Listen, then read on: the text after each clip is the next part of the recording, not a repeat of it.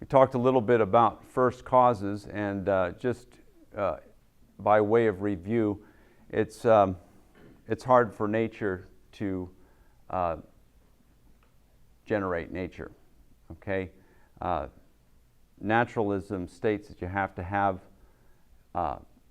something within nature to cause some natural cause or some natural law to generate the universe. It's kind of like picking yourself up by your own bootstraps. It's very hard to have a natural law when natural laws depend on nature to be in existence. One of the first laws that we know of, law of thermodynamics, first law of thermodynamics, matter cannot be created or destroyed. And so just to pull matter out of nothing is one area where you have a hard time getting around that first law.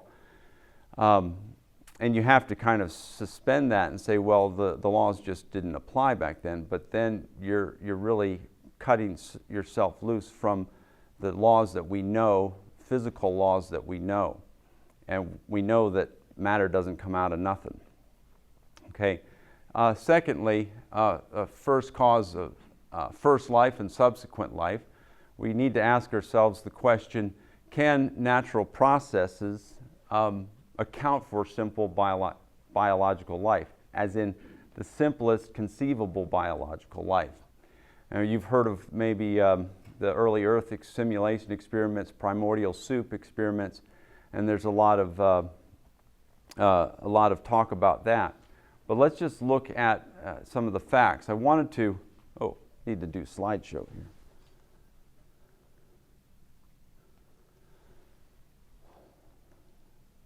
I'm kind of set up a little awkward here, but this is, let's look at the details of a minimally complex cell. The simplest cell that we know of is Mycoplasma genitalium. It's got 482 proteins. Now, according to some minimal complexity experiments, it's conceivable, and this is kind of hypothetical, to have a cell that's stripped down to a little more than half the number of proteins that Mycoplasma has. Now, Mycoplasma is a very pampered cell. It's an intracellular parasite. It doesn't have to earn a living, doesn't have to manufacture a lot of it's living in a cell, so it can derive a lot of its nutrients from the host cell. And so it can have a very stripped down number of proteins.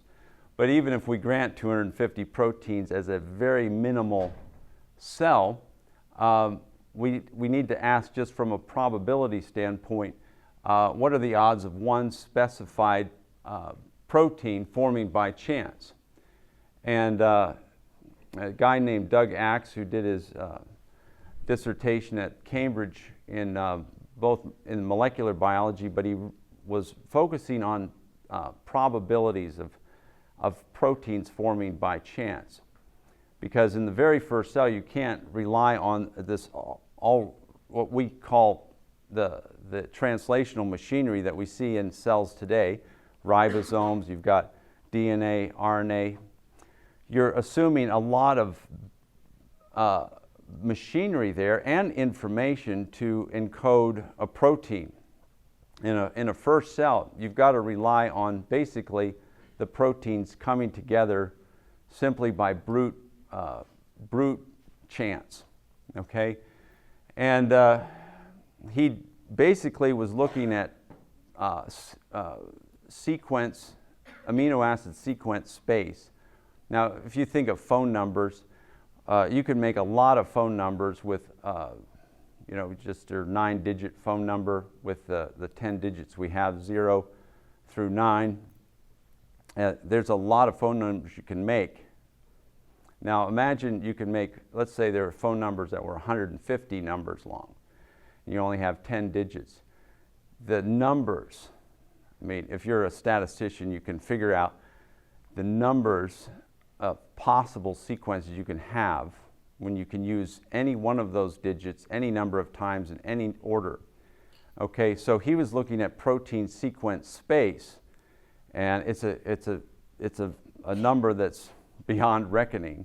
And he says, and then he also figured out what are the sequences that can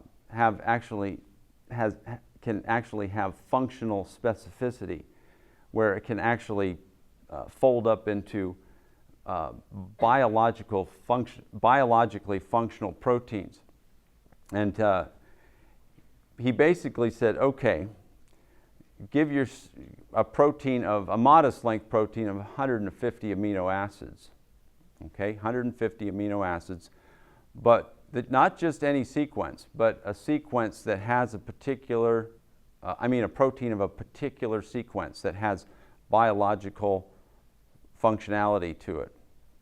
Okay, 150 amino acids long.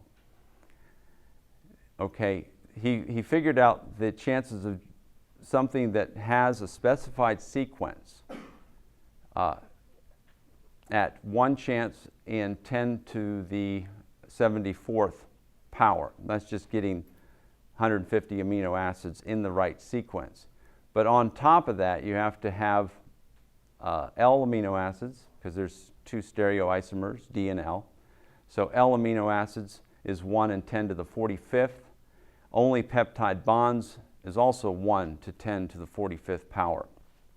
Now, I've got the paper and the citation for it, so if you want to read his results, and also, well, I'll get to those in a bit.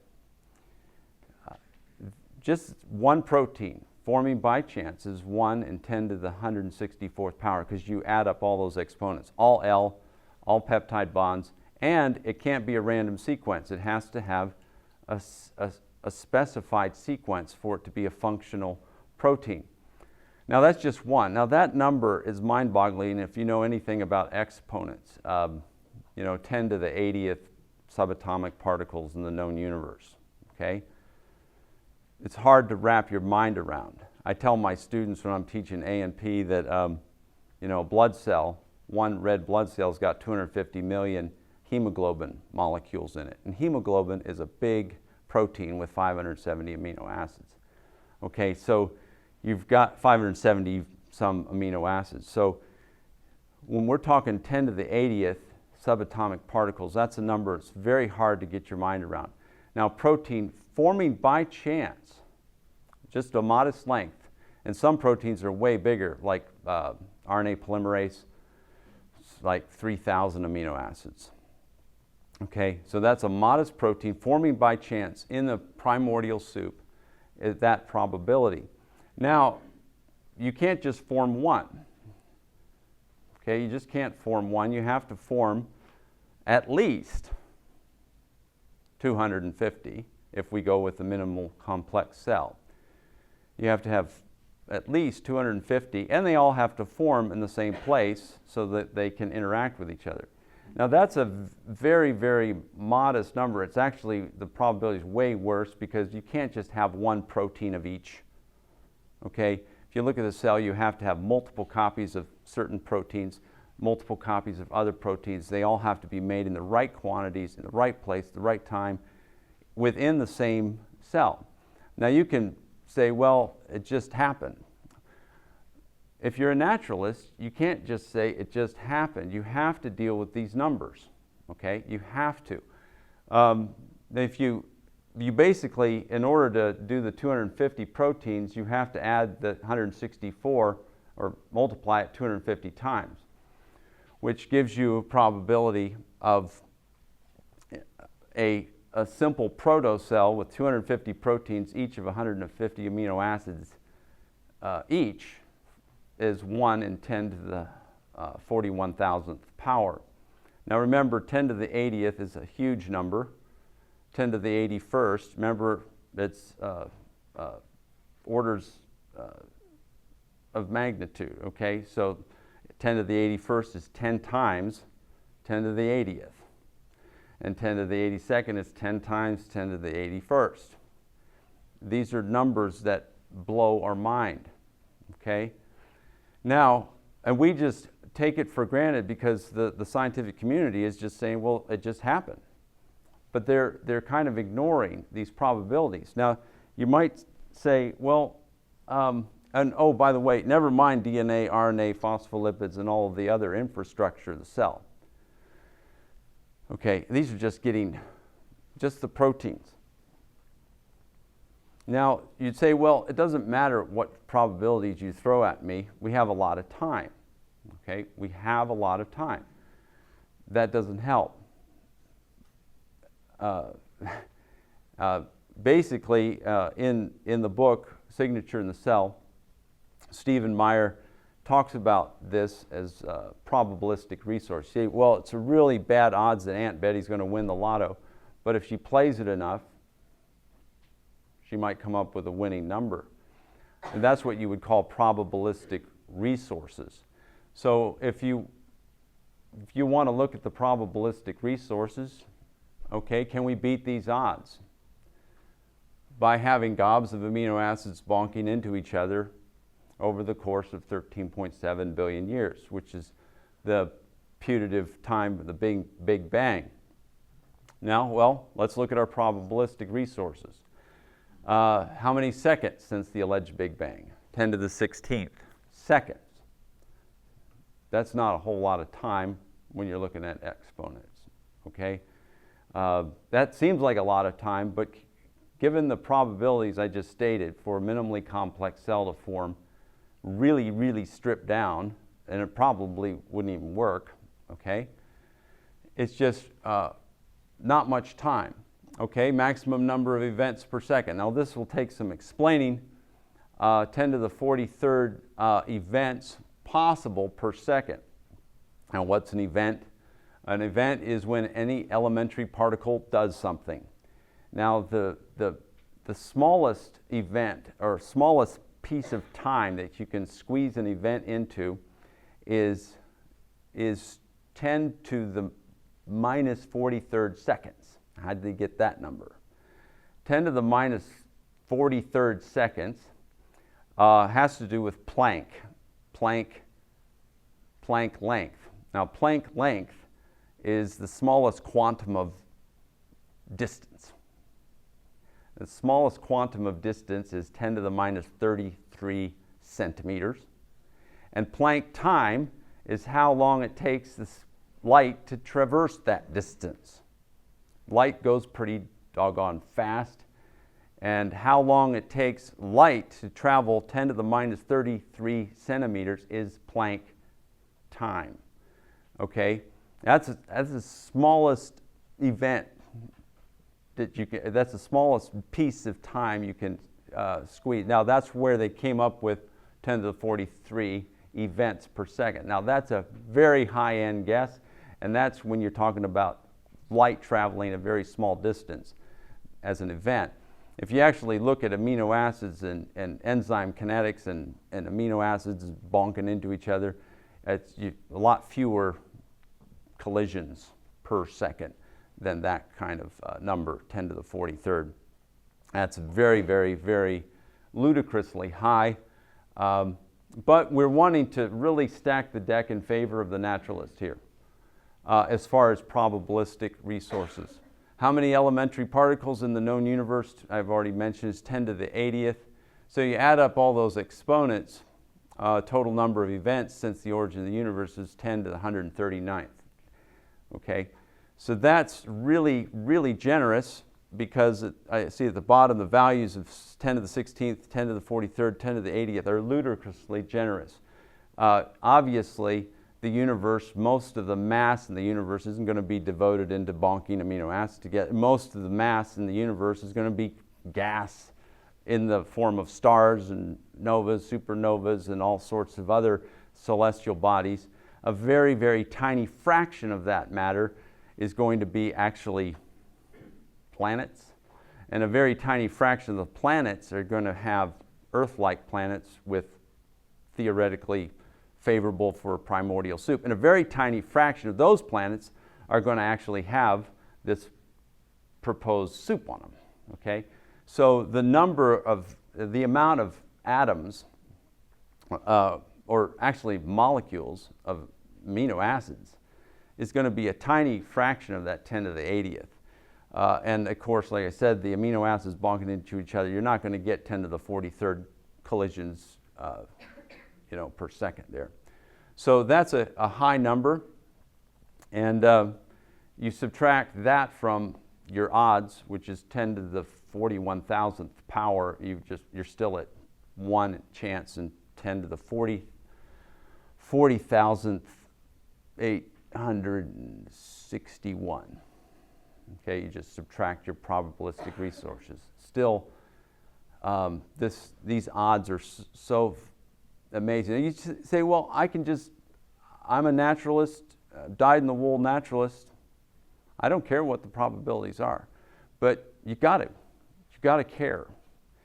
I mean, we know this is why we understand design. It's intuitive, it's rational, it's logical. When the first trade tower was hit in 9/11, a lot of people could say, what a tragic accident. Okay?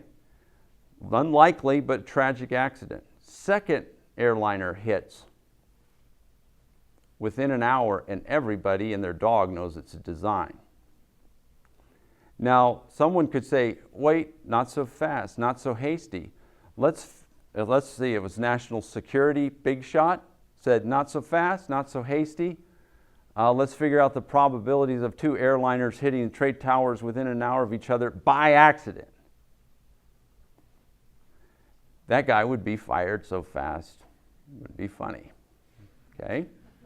Because when you get down to a certain level of probability, nowhere near this bad, everybody knows that it can't happen. Just intuitively, it can't happen. If it does happen, the automatic and most reasonable response to it should be design, unless you are axiomatically a naturalist and says, I don't care what the probability is, I'm not going to even consider supernaturalism or any kind of thing beyond nature. But you still have to deal with these probabilities. Now, those are the references. Douglas Axe, Estimating the Prevalence of Protein Sequences Adopting Functional Enzyme Folds. Journal of Molecular Biology, if you want that article. But it was summarized by Stephen Meyer in a big fat book called Signature in the Cell. Conclusions, and I know some of you won't like these conclusions, but naturalistic processes cannot generate matter. Okay, just first law. You have to kind of suspend that first law to get a point singularity out of nothing. Okay, you say, but the math works. Yeah, but the math is based on highly tenuous assumptions. Okay, we weren't there. Okay, and so when you're not there, your math might work, but the math is based on assumptions. And that's what I want you guys to walk. I'm not going to prove creationism. I'm not going to prove ID. Only lay people use that word prove indiscriminately. Okay? Scientists should say, okay, if you're going to stick with evidence, we need to get over these. If you're a naturalist, you need to rationally get over these hurdles. I don't think you can. Okay? So, but the alternative is ridiculous. It's the only option. Okay? Matter can't create itself, and dead matter to living matter has a really, really, really, really bad odds, and we don't have enough time in the known universe. Now, a lot of people say, well, maybe not in this universe. That's why people come up with a multiverse hypothesis. But then you're really not even on thin ice. You're not even empirical. You're not even being empirical. You're assuming another universe or an infinite number of universes just to get around the problem with probability. If I have an infinite number of universes, doesn't matter how bad the odds are, it's going to happen. But you have no empirical evidence for another universe. So you're just grasping. You're just grasping. Oh.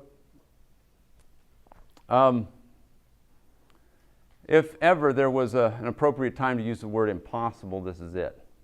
Okay? One cannot appeal to natural selection. A lot of people say naturalism can get me anything. It's a filter that takes what's there and filters out all the things that didn't work.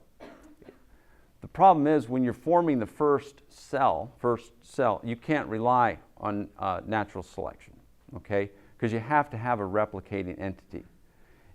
Once you get a replicating cell, once you get a cell that divides and reproduces itself, then presumably you're going to have some variants.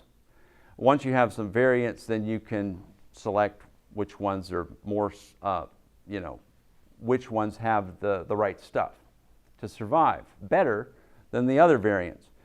But before you have a reproducing entity, you have to just get there by brute probability. Just brute probability. Natural selection can't give you a leg up. Okay? The only known source of information is intelligence. Now, the study of genomes and DNA sequences is bioinformatics. It even has the word informatics. Okay? But in all of our empirical knowledge, in real systems, not in computers with algorithms with they'll say this can generate information from, but some computer experts have looked at it, and there's embedded design in the algorithm that gives you a leg up. But if you're just dealing with raw matter to get you information, there's absolutely no empirical evidence that information can generate itself from no information. Now that's, some of you know Shannon information, that doesn't count. I mean specified functional specified information. The information in living cells is overwhelming and is vastly superior to what our best software engineers can generate. Bill Gates knows that. Bill Gates has said DNA just, I don't know the exact quote, but he just said DNA is superior to what our best engineers can develop, okay, as far as information storage and retrieval. So, given these facts, I think a lot of us are herd animals. You might be a very bright naturalist, atheist, extremely bright. I'm not saying you aren't, but we're also herd animals. And when the bulk of if the mainstream's going this way, it takes a lot of independent thinking to actually cut against the current. What the prevailing paradigm is, you really have to think outside the box. You know, I got a card last week from, says, free thought. I'm all for it. Okay, think outside the box. Okay, think outside the box. Don't just be told what to think by the secular establishment or the scientific establishment. Yes, they're smart. And I'm not saying I'm smarter. I'm just saying that you have certain presuppositions that color your thinking. They're like glasses. And they shape the way you think. And I've got glasses too. I've got presuppositions that bias my thinking. We've all got biases. But we need to recognize those biases and say, okay, let's look at not look at what 99% of the scientific community is saying. They, like I said last week, they think very consistently given their premises. They're smart. They're not dumb. Okay, and if their premise is right, or their presuppositions are right, then their conclusions are probably right, if they're thinking in a straight line. What I'm asking you to do is reconsider your premises. I think naturalism is not a good foundation. Let's see. Did I read that last? Why do we believe the scientific establishment, when it insists that genetic information and proteins happened apart from creative intelligence? They'll say it just happened apart because we can't see God. Well, I agree, we can't see God. We can't put God in a test tube. We can't see Him. We can't see how He created something out of nothing. But you naturalists are in the same boat. You don't know how a quantum flux created a point singularity of infinite density and infinite, out of nothing. That takes just as much faith, if not more. At least by definition, a God,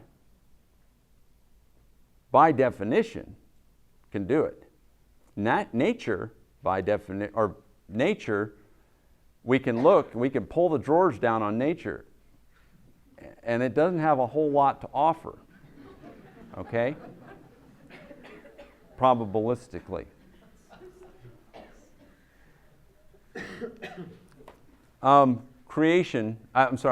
Claim, evolution is science-based, ID, and creationism is religion-based. Some people say God of the gaps. I want to say a little bit about that. God of the gaps is a nice alliteration, it's a nice quip. And I agree, there have been times in the past where if someone didn't understand some phenomenon, say a volcano, say God of the earth is losing his cool, or something like that. You don't understand something, you just say God did it. But I see that that's a problem for both sides, both groups, especially in the lay community. The lay community, they're not scientists, they'll say, well, God did it. I don't understand it, how, just God did it. But on the lay community, on the evolution side, they can say evolution did it. I don't know how, just did it. So you can say it's not a very good alliteration, but evolution did it. Okay? Well, how did evolution do it? Well, okay, and now we can start discussing. But to just say that I would say it's not God of the gaps. Here's why. For some of the reasons I've already said. God of the gaps says something you don't understand, you plug God in. In this case, it's something we do understand. In this case, it's saying we've looked at the roster of naturalistic processes, natural law, and we Rolodex through them, and they have been found wanting. Okay? Natural law doesn't generate the information needed to start life from non-life or to increase complexity of a very simple form of life into a more advanced form. Now, I would say that, yes, you can infer a design or a deity where you have found that natural law can't do it. You say, but that's faith. You bet it's faith. But it's smart faith. It's rational faith, because we can look at the evidence and go, nature doesn't do it. Nature doesn't do it. It can't. Okay? Say, but it can. But if you say it can, you're exercising just as much faith, and I'd say, and I would venture to say, you're actually exercising more irrational faith than I am. Okay? Because I can say God by definition can do it. You say, but you don't see God. You can't see God. You can't test God. You don't know His pH. You don't know anything about God. No, but God by definition can do the job. Nature, everything we know about nature, can't do the job. Both are a faith position. Both are a faith position. In science, your paradigm doesn't give you the answers. Okay? Rather, it is a set of presuppositions that helps you frame the questions that you want to ask. Scientific method is a standard logical procedure that enables us to answer questions about the natural world. Okay? Now, the scientific method, empirical science, is something that people who are working on historical science don't get to use much. Historical science is trying to figure out what happened in the past using data in the now. But you can't see the past, you can't go back, you can't repeat it, you can't see it, you can't test it directly. You can only look at circumstantial evidence, and you say, but this circumstantial evidence proves that, evolution happened. That's looking through your glasses. You're looking through your set of presuppositions. Now, I'm going to say something might shock a few creationists, but if you are right on naturalism, if naturalism is correct, then evolution is the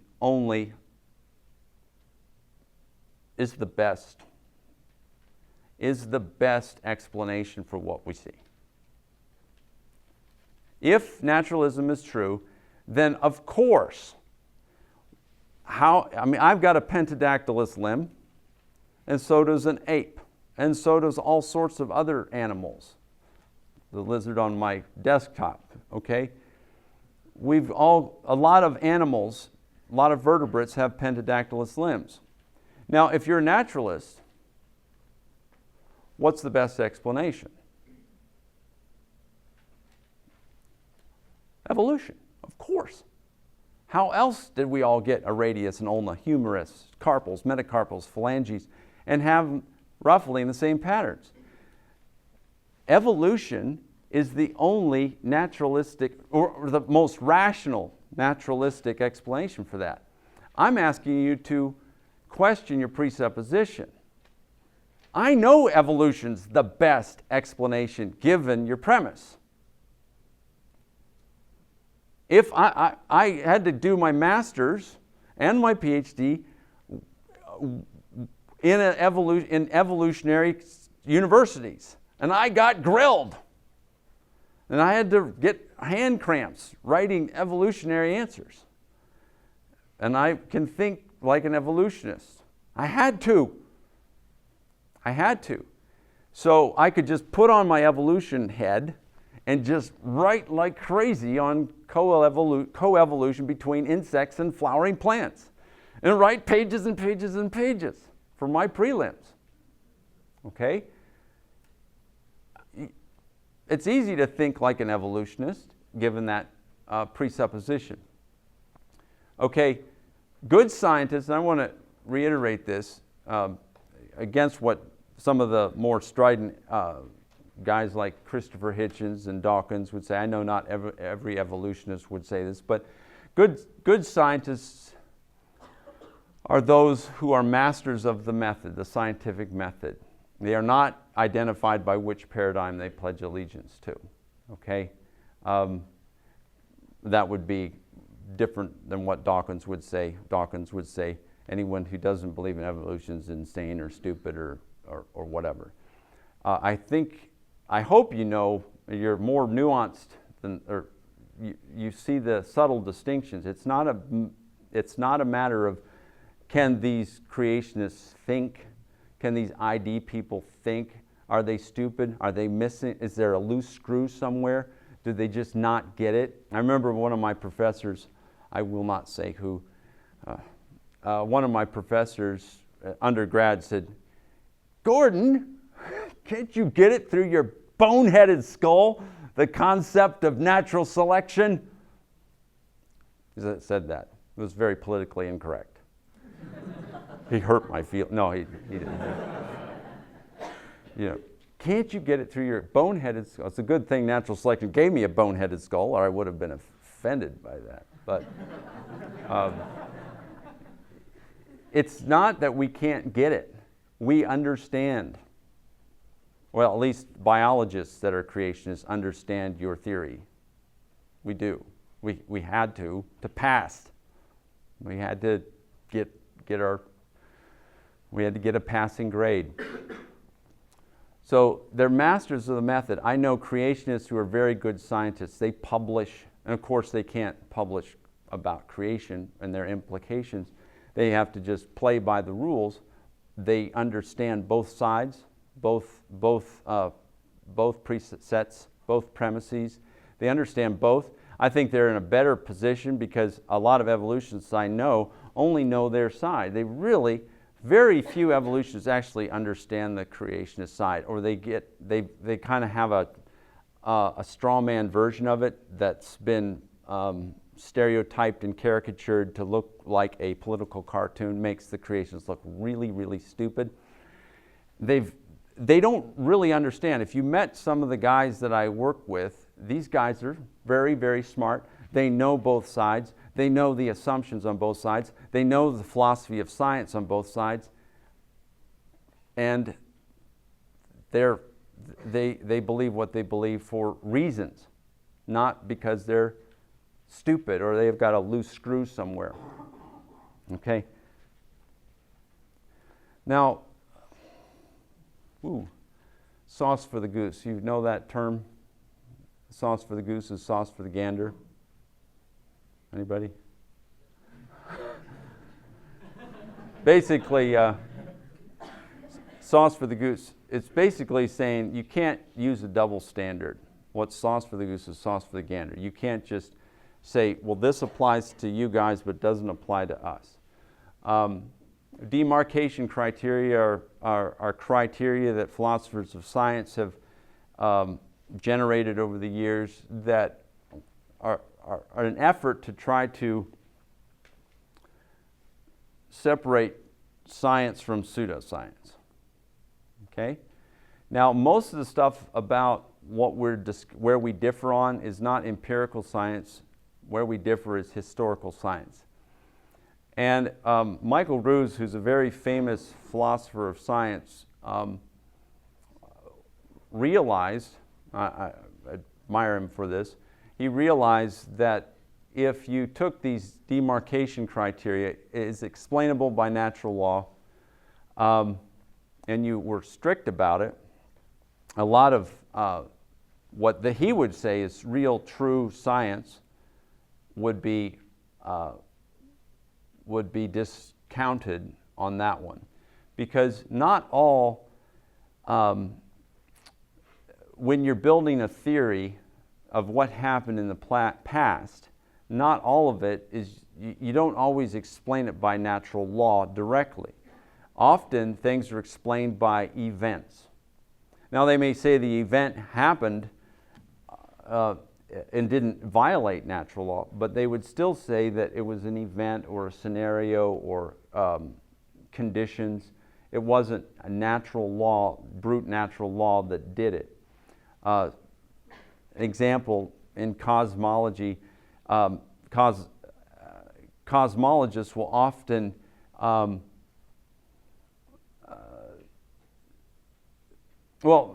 like in the solar system, we've got some interesting phenomena of certain planets that aren't rotating the right way. Okay, got a couple planets that have retrograde rotation. Some planets are out of tilt. Now, you can't just by sheer natural law of the nebula model come up with these oddball planets. So you have to invoke some things that aren't, they'll have to explain it by some, well, actually, this is more of the second one. Does it not invoke an unobservable entity? Certain things will just, you'll postulate, well, this unobservable entity had to be there to account for the solar system as it is, we see it. You say, but we don't see that. Where did it go? What knocked the glob we call the moon out from the Earth? Well, an asteroid hit it. Do we know how this unobservable entity? Okay, it's also a scenario. It's not natural law in and of itself. It's a process. It's a scenario that you just kind of postulate to explain something.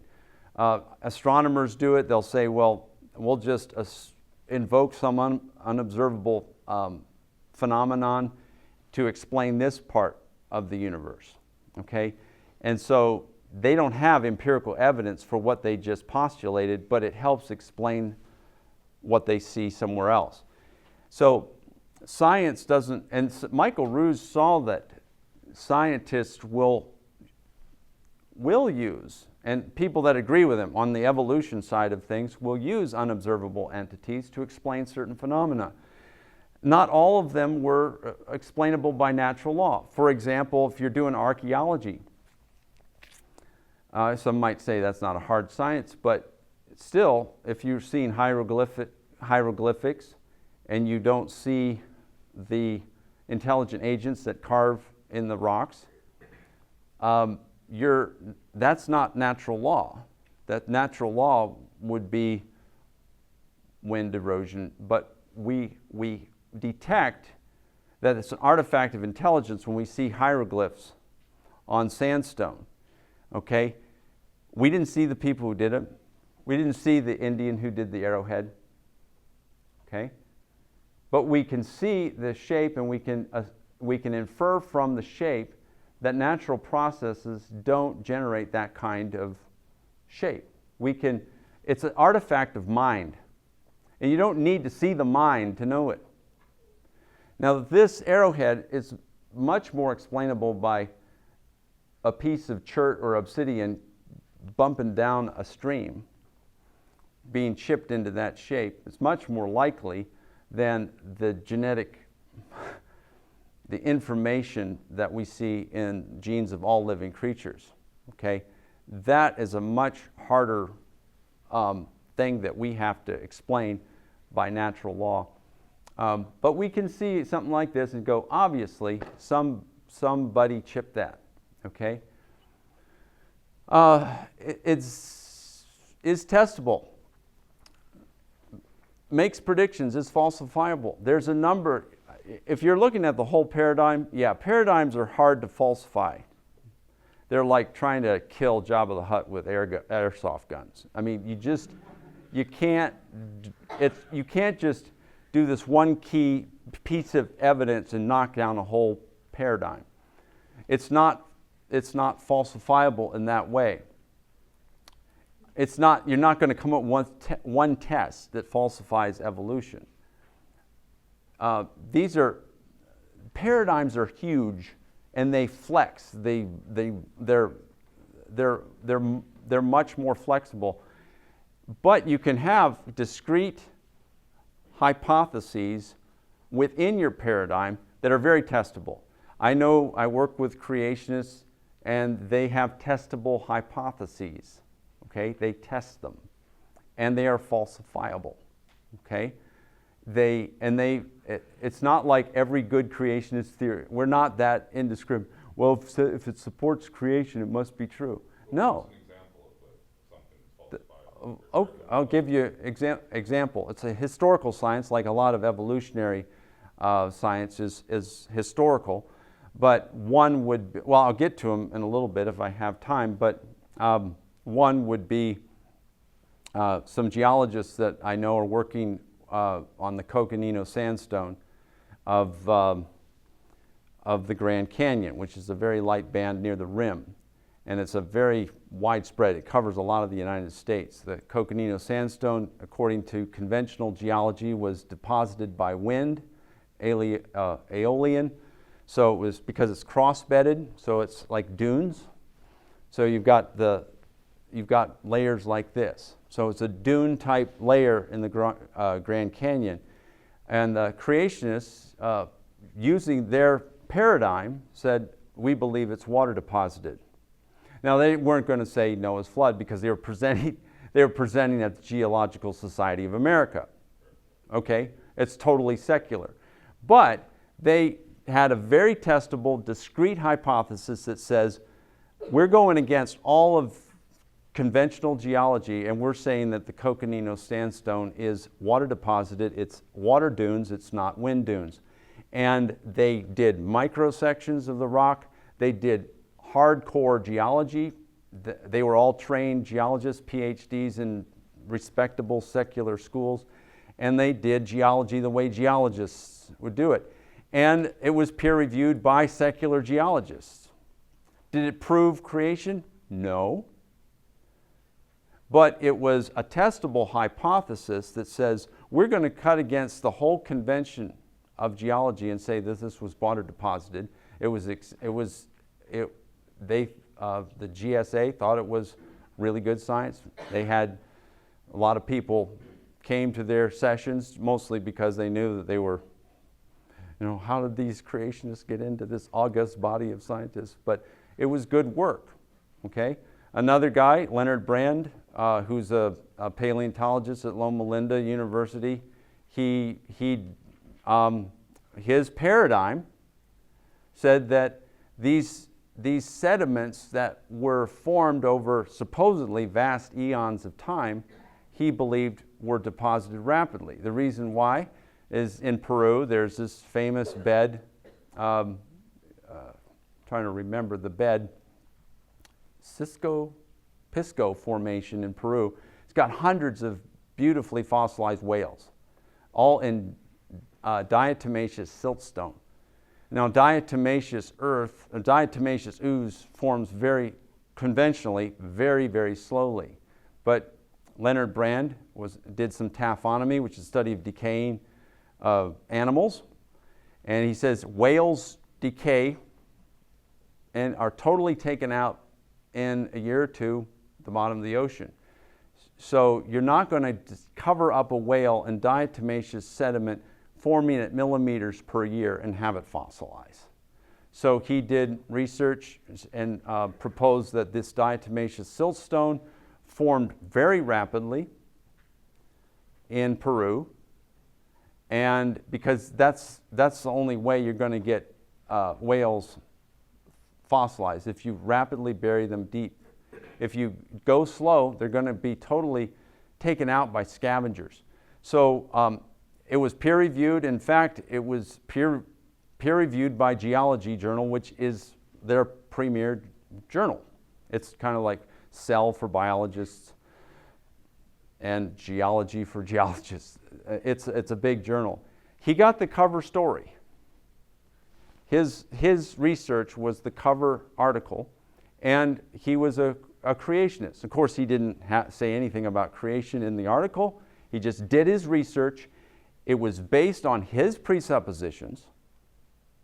And his evolutionary colleagues that were working with him and collaborated in some cases with him said, we think you're all wet about creation, Leonard, but you know what?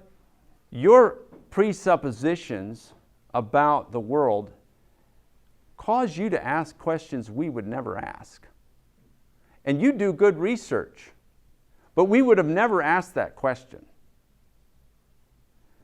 His presupposition, on the earlier slide, your presuppositions help you frame different questions the evolutionists would have never thought of asking.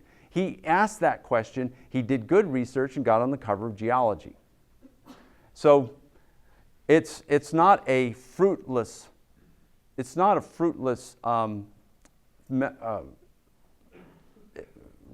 area of research. We can ask questions and we can test them. It's falsifiable, it makes predictions. There's lots of creationist theories that have been falsified. I don't just say they're true because they're creationists.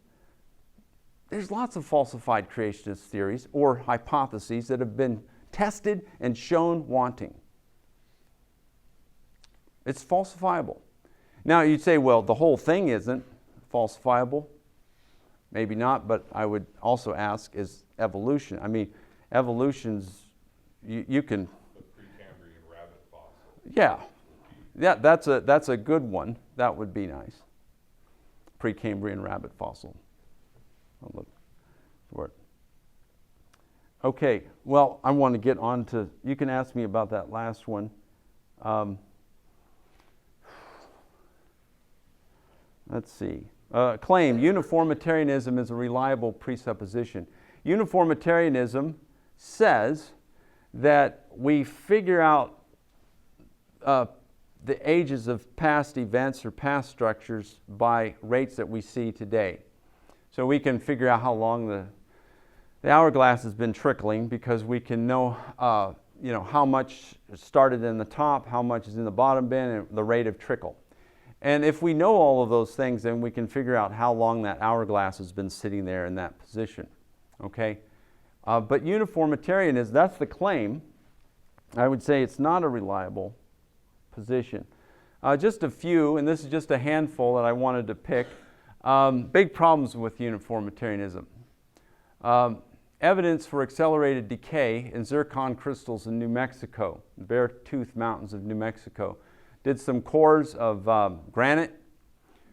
In granite, there are these little crystals called zircon crystals. They're about 250 microns long. And you can do radiometric dating, okay? Now, radiometric dating, if you go back to the hourglass, in a very loose analogy, the parent, like the top bin, would decay into the daughter, the bottom bin. If you know the rate of decay, then you can figure out how long it's been trickling. And the trickle would be the radioactive decay. Of course, the half-life wouldn't work with that hourglass model, okay? Now, U-238 decays into lead-206. They actually looked at the ratio of the parent to daughter, and that the ratio of U-238 to lead-206 showed that the zircon was 1.5 billion years old.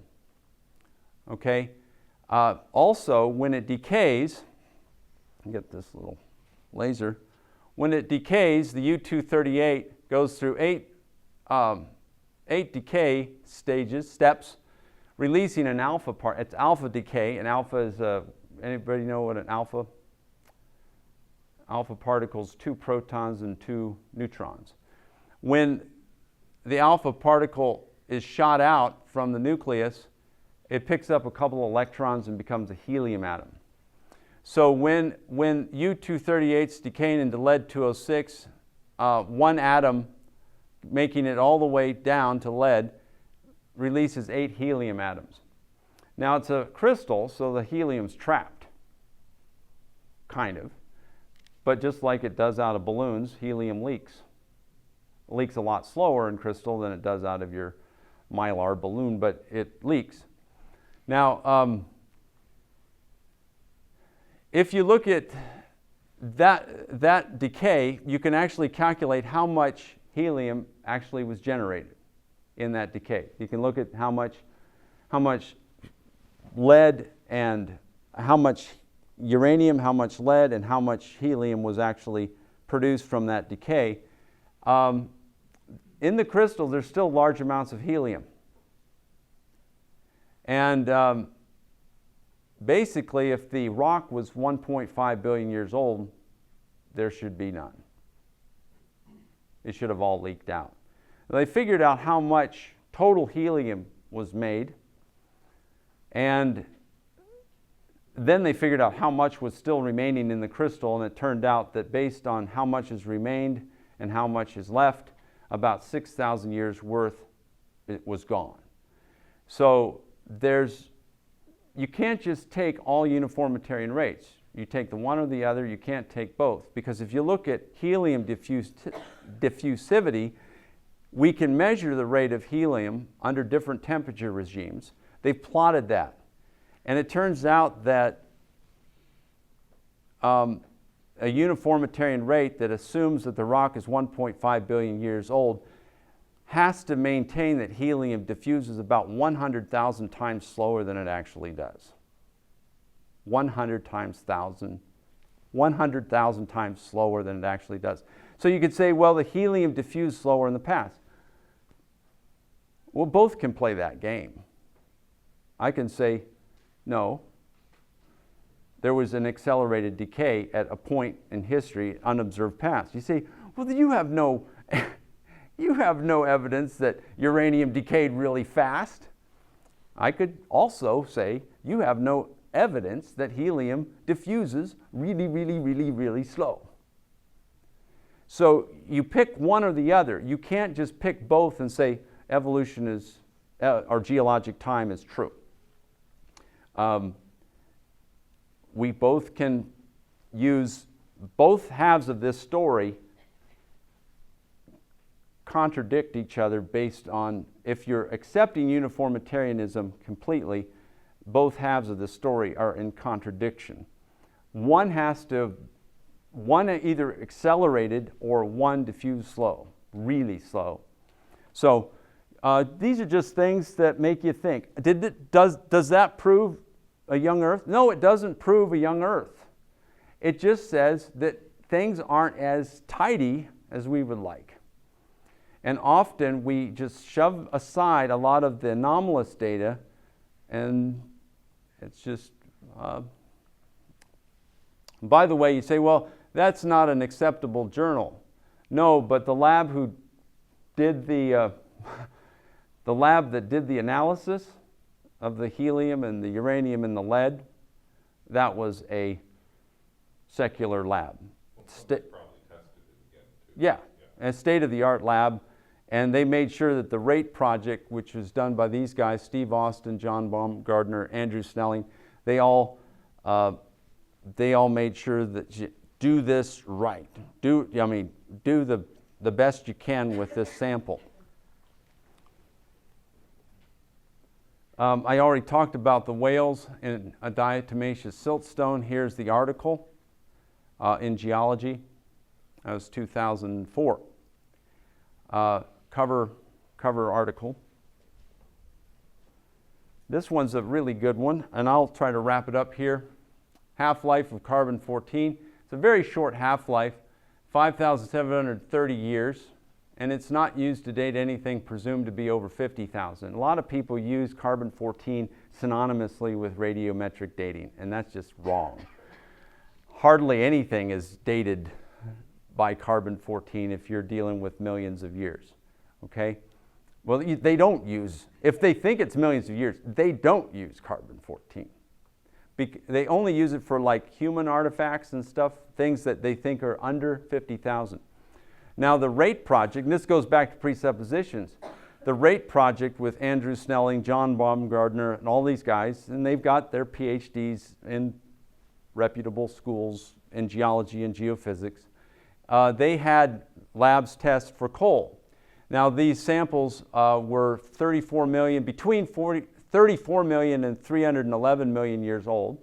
That's what was thought. That's how old the coal was. But it had C14 in them.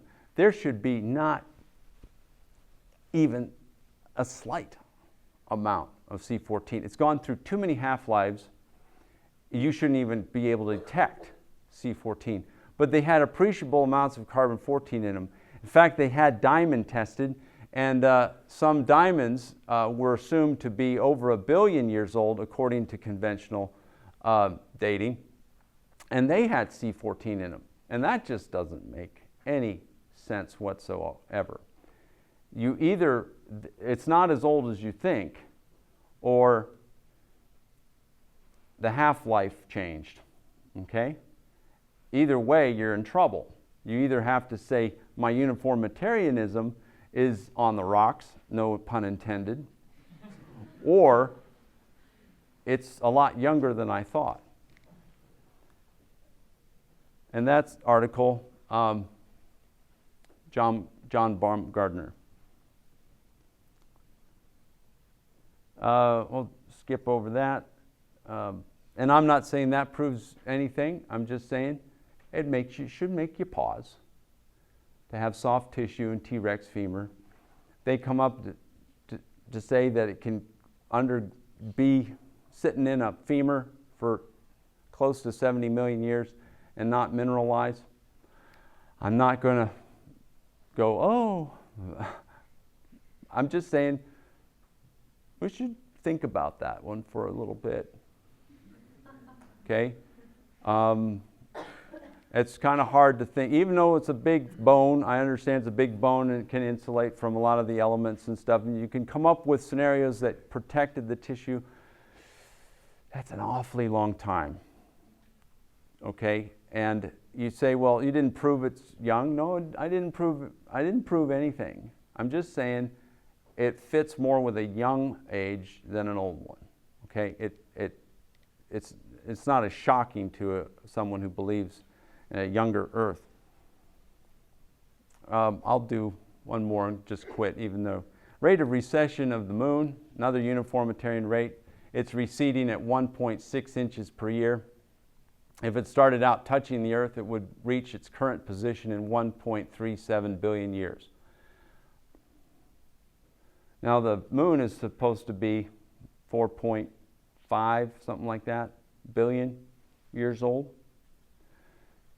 If it was receding at that rate, it should have gone away or gotten way far out there and left. It shouldn't be this close. Given the rate of 1.6 inches of recession a year.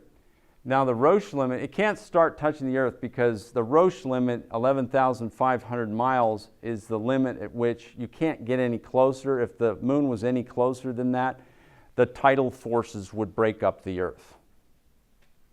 We've got tidal forces that move our oceans around, but if it's that close, it would start to just rip apart our planet. So the Roche, it has to at least start at 11,500 miles and then move out from there. Okay? Well, there's all sorts of fun stuff. I'm just scraping the surface. Did I prove it? No, I didn't prove it. I'm just saying we should look at not just the data that fits your paradigm.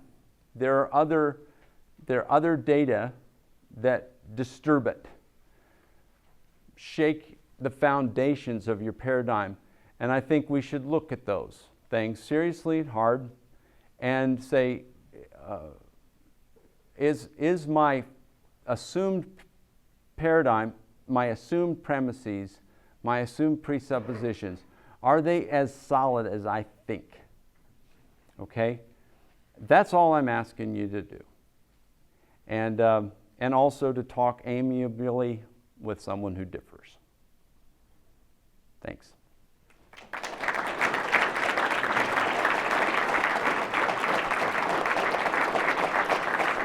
So, we have, what's the drill? We'll just open it for questions for 15, 20 minutes, and then I'll hang around for as long as people are around after that. Yeah. I liked how you at the start said that you're like basing everything on probabilities, but there's one probability that you didn't recognize.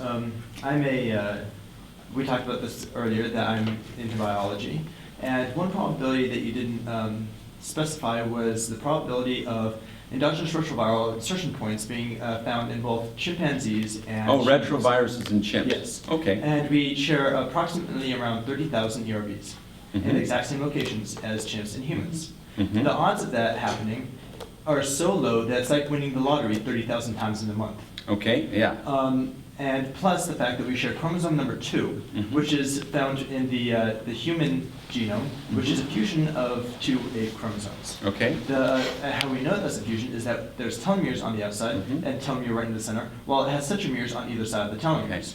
I understand that. And we can find, well, I'm telling everyone else. Okay, yeah, gotcha. I'm making sure all the lay people know exactly what I'm talking about. Yeah. So they're not lost. Yeah. And you find the 8 chromosomes split apart in eggs, as in a not fused stage. And we also find cytochrome C as well, which we find that they have amino acid similarities. Yeah. And then we also find atavisms as well, which are evolutionary throwbacks. Do you want to do all of them, or do you want to address? I'm speaking about Pick one. There's a little bit of time here.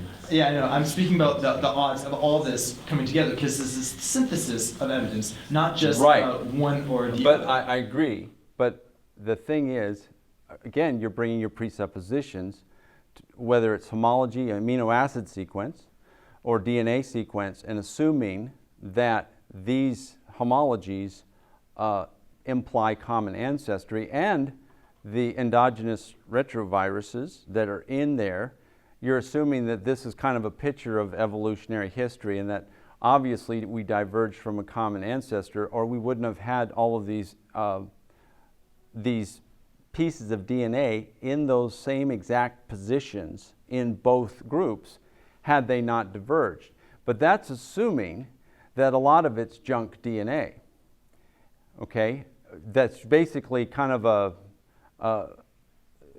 showing the genetic history of all of the kind of like genetic atavisms, where you've got these insertions that hit. But that's assuming that this is just junk DNA that has no function. Now, from a design perspective, if you have a design presupposition, I know I have a similar morphology on Pentadactylus limb as a chimp. Now, from a naturalist perspective, you'd say, well, common ancestry, because that's a similar structure. It's the same argument whether it's genes, proteins, or morphology. The same basic argument is saying, well, it's either common ancestry or common design.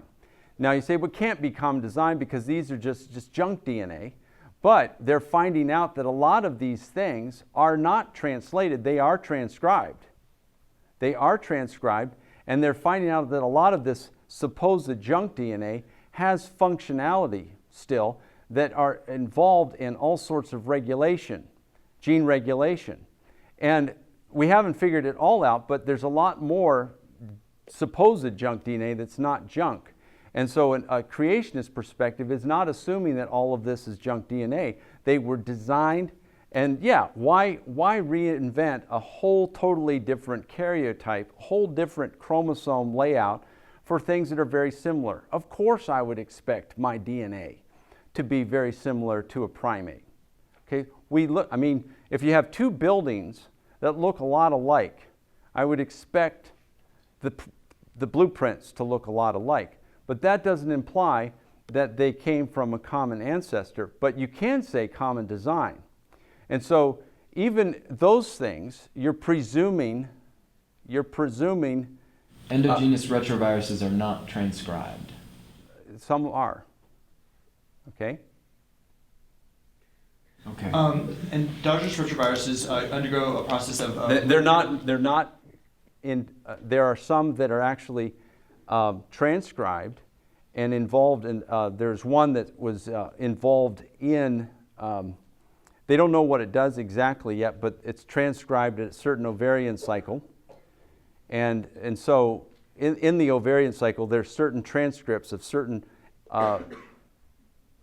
what's the acronym? Endogenous retroviruses, Yeah. ERVs.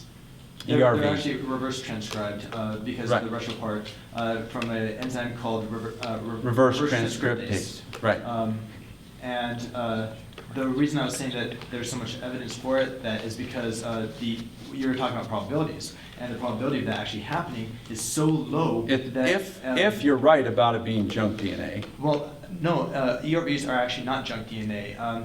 Viruses play a huge role in evolutionary change. Viruses actually play an incredible role. Same with like conjugation in bacterial cells. It plays an incredible role. It's anything that deals with allele frequency change over time.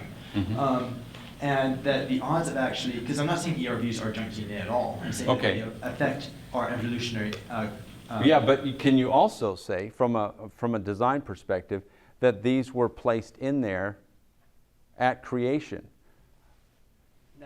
Now, you can, from a creationist perspective, I would say that the different kinds, even things that look very morphologically similar, can have very, very similar homology in DNA or protein. And so when you tell me ERVs imply common ancestry because of their exact positions in the genes, that doesn't prove anything. It can be common design or it can be common ancestry. It depends on your presuppositions. And you say, well, I'm a naturalist, and that's where we would part company. But common design also can explain those similarities. I don't think, if you think of cars, you can say, well, Beamers have steering wheels and Fords have steering wheels. They're not technically homologous, but they are serving the same role in both automobiles, but one's a totally different make, okay? And it's the same with organisms. You can have a lot of the same things that evolutionists would say common ancestry, because that's why they're similar. The dashboard's similar, therefore common ancestry. No, common design. Common design based on the fact that we need to, the organism needs to function, and why reinvent the wheel totally differently, okay? So I see your point, but I'm just saying that the probability problem goes away if you say that they were designed in a similar pattern for a very similar reason, to keep both organisms alive, okay? Functionally alive, and having them in the very similar genetic blueprint. So, but I give chance for other, yeah. Actually, I had a quick comment.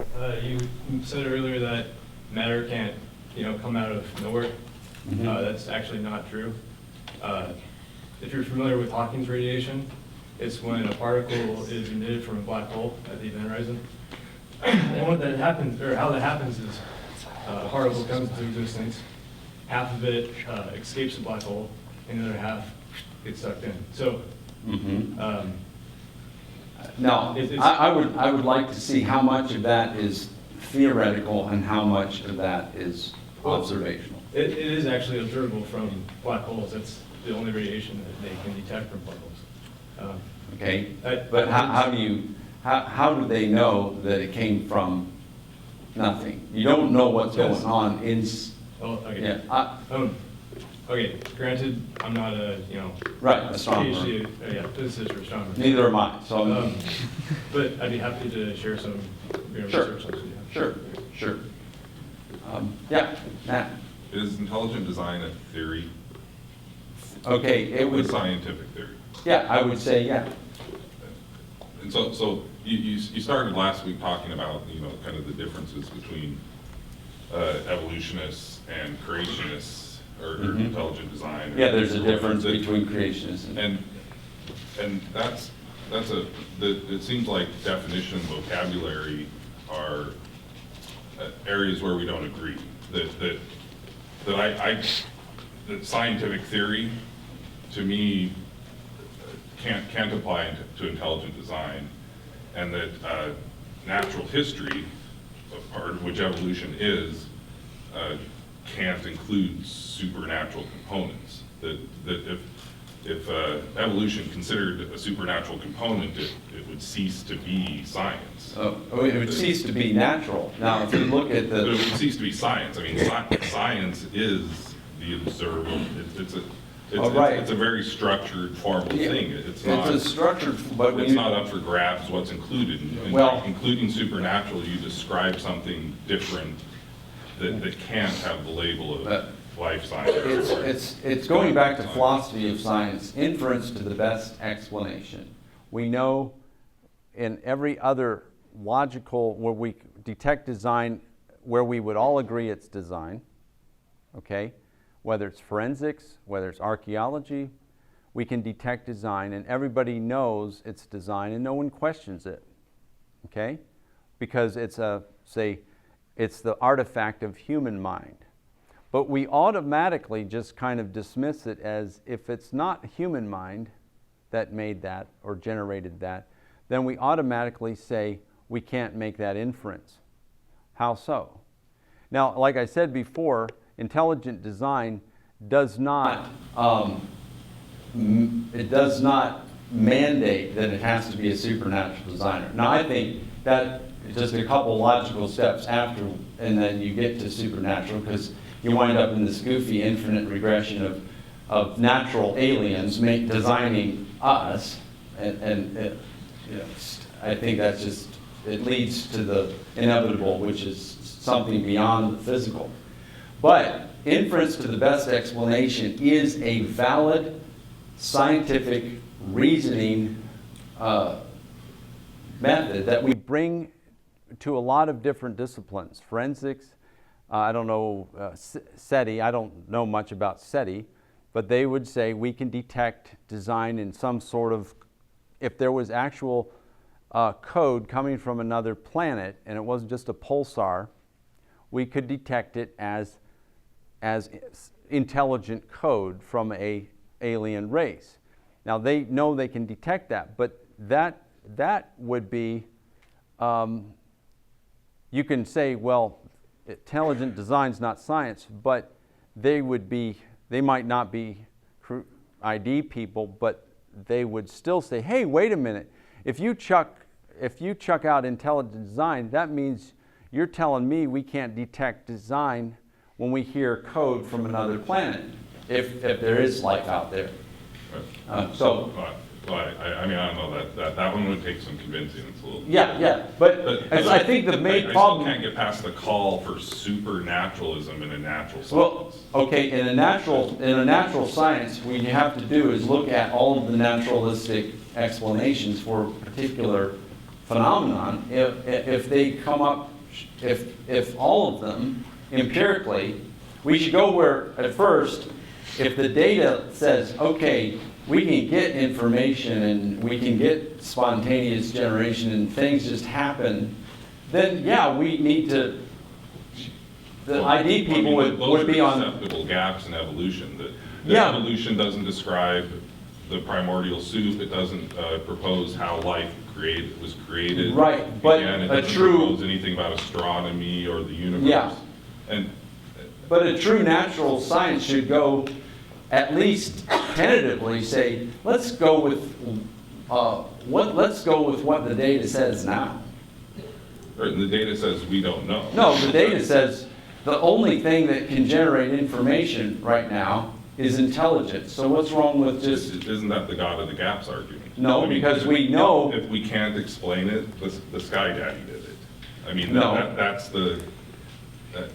we can say, okay, if you hold out for a naturalistic explanation, you're gonna be fine, but you're gonna be waiting around for an awful long time.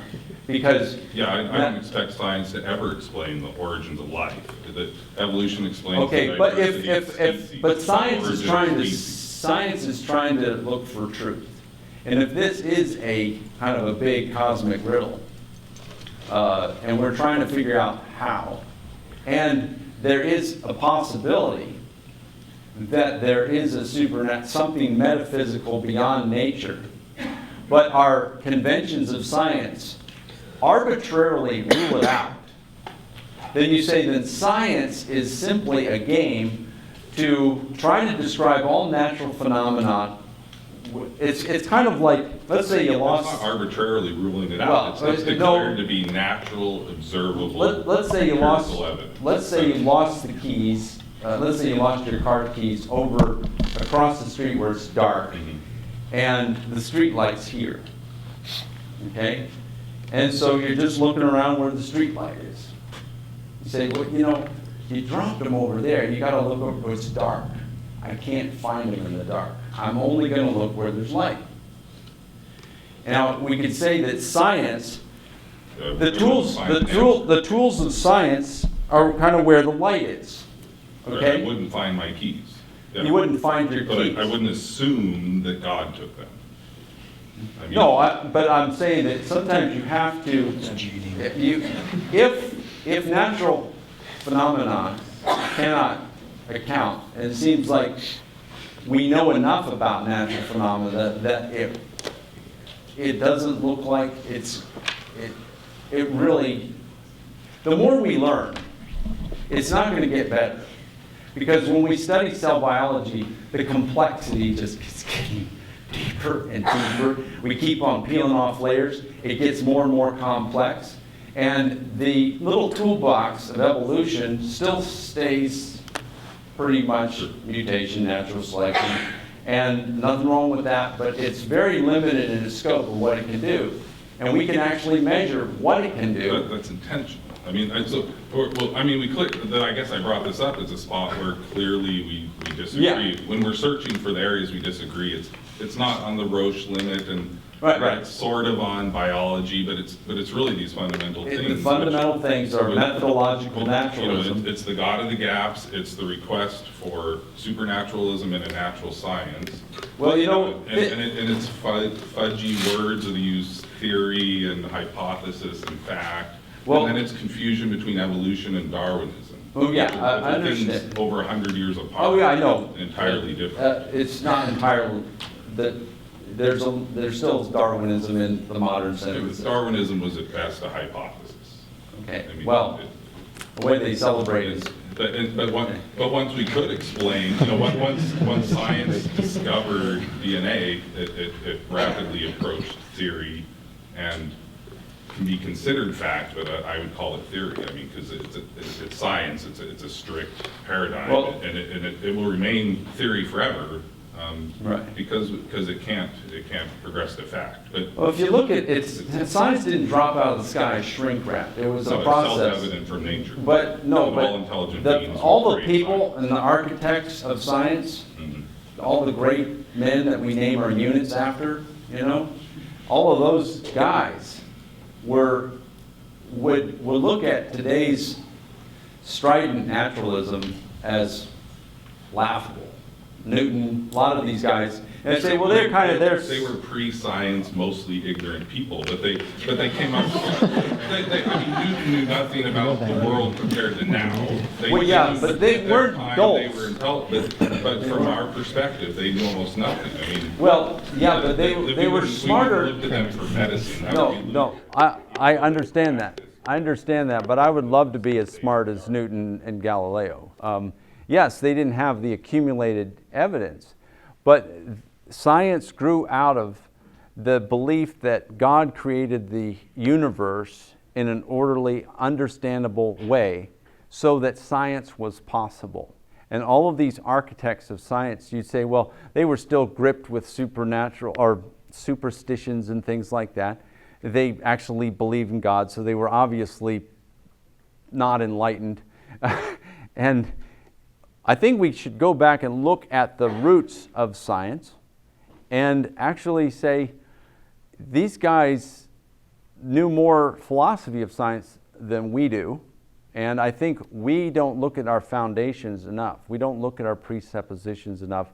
We say, well, you're right. The conventions of science say they rule out, it's methodological naturalism. They rule out any kind of inference to any kind of design or supernatural entity. But I'm saying if science includes thinking logically and navigating through it, I think that to limit yourself to a naturalistic philosophy that says we can only consider natural phenomenon and we must not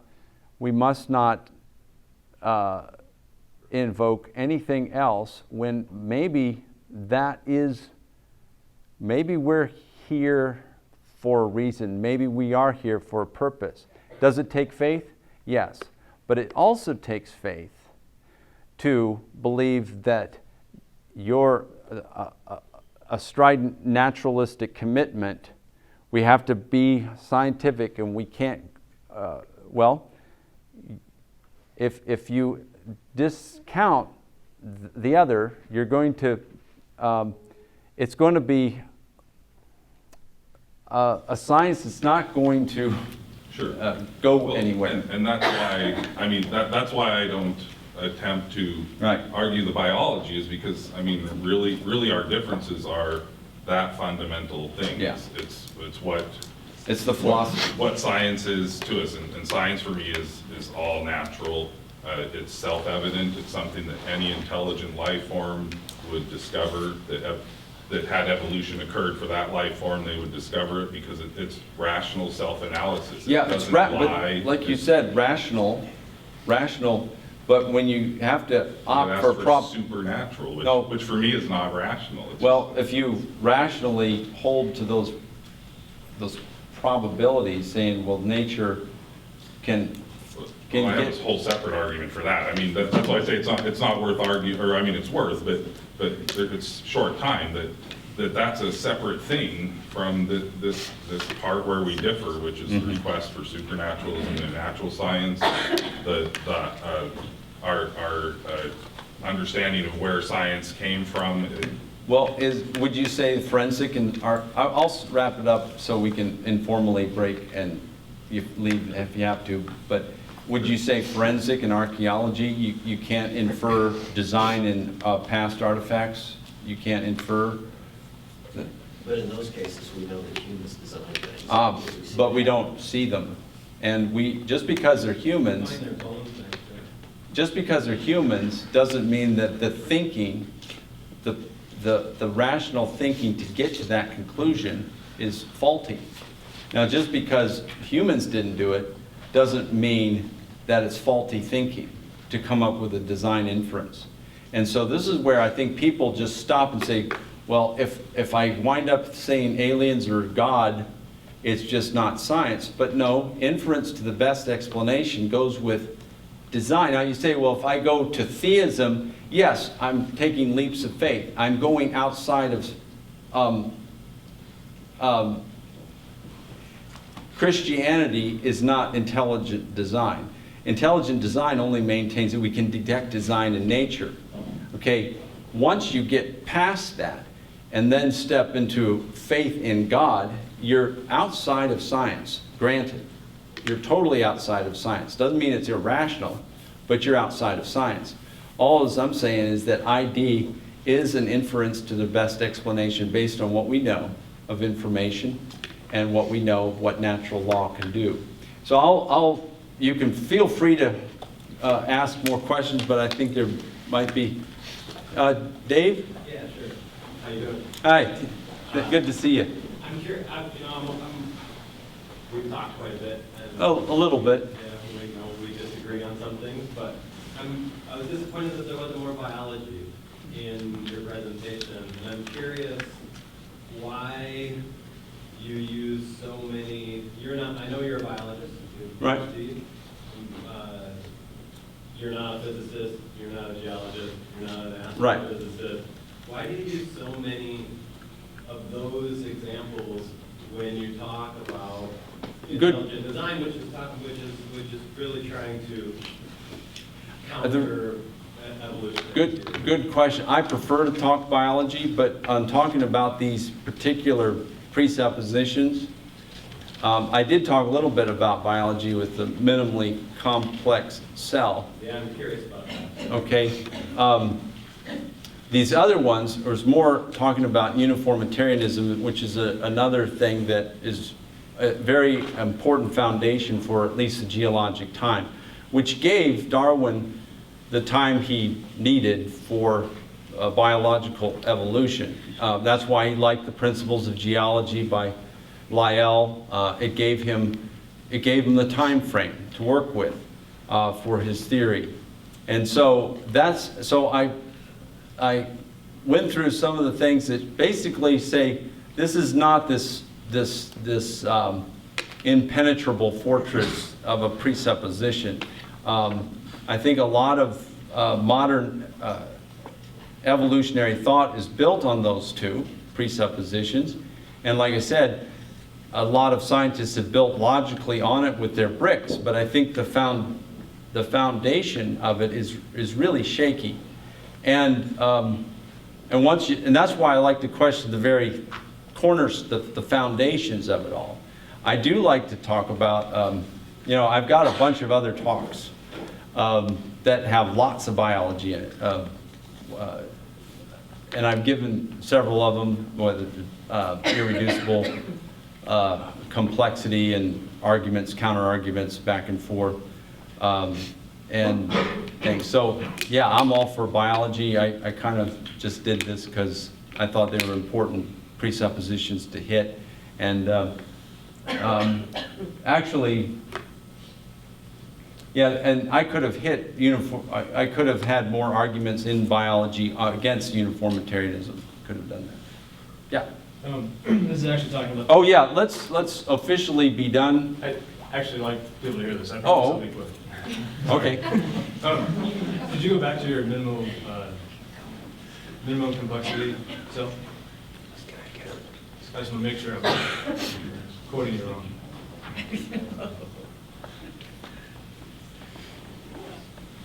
Okay.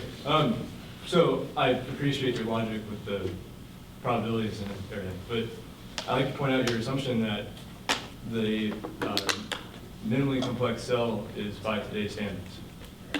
Well, this is what we have to go on, is can we get, this is where the burden or the onus is on the biologist who maintains that naturalistic process can generate a cell. Okay, But you can say, cells- well, it can get simpler, but this is where you get into some of the irreducible complexity. I'm not saying the cell's irreducibly complex, but I think that I think we have to test and do a lot knockout mutations to say what is just fine-tuning of cellular machinery and what is essential. And you can't just build a cell, a protein at a time. There's a certain number. I think that's a very generously low. Yeah, I would agree with that. But your assumption is that a cell was the first life. I'd say it'd have to, well, I don't even think that 250 proteins is really a cell. That is ridiculously simple. I'm just basically saying 250 proteins, only one copy each. That is not a cell. Like I said, this probability doesn't even factor in some of the informational biomolecules. I always think it's riotous when they say, well, it was an RNA world. Well, you know, proteins are the best for primordial soup experiments. These are horrible. These are horrible as far as getting a nucleotide. You got to have the phosphate, the sugar, and the base hooked right together with the hooked to the right carbons. So you got to get the nucleotide right. Then you have to start chaining those up. And I'm saying, you just assume an RNA world? Come on, give me an RNA. Give me a polynucleotide. I don't care if it's a random sequence. Get me a polynucleotide. Well, they have created two of those, two of those nucleides in labs so far. The two of the bases? Two of the bases, yes. Yeah, it's two of the bases. I understand, yeah. But to actually, I would really recommend you read a book called Mystery of Life's Origins by Thaxton, Bradley, and Olson. They're three organic chemists, and they basically just go through the organic chemistry in pretty gnarly detail, showing that if you just, even the best case scenarios of primordial soup just get, it's like having your alphabet soup. If you walked into the bathroom and came out and you had to be or not to be written in your noodle alphabet soup on your roommate arranged the letters while you were in the bathroom. Now the noodles do not violate any laws of chemistry, right? They are sticking to each other according to cohesion of noodle particles to noodle particles. But it's not mystical. It's not mystical. There's no supernatural thing going on here. Laws of chemistry of noodles and broth, but noodle and broth chemistry don't make the sentence. And neither do the laws of mass action stick amino acids together in a way that's going to be functionally specified, nor nucleotides together functionally specified. This is why I did this. I know I repeated this slide from last year. I will repeat it next year. I figured some people this was new. I'm going to keep using this because this is my queen on the chessboard. And I'm going to keep using this queen because it has lots of lines of force radiating out from it. I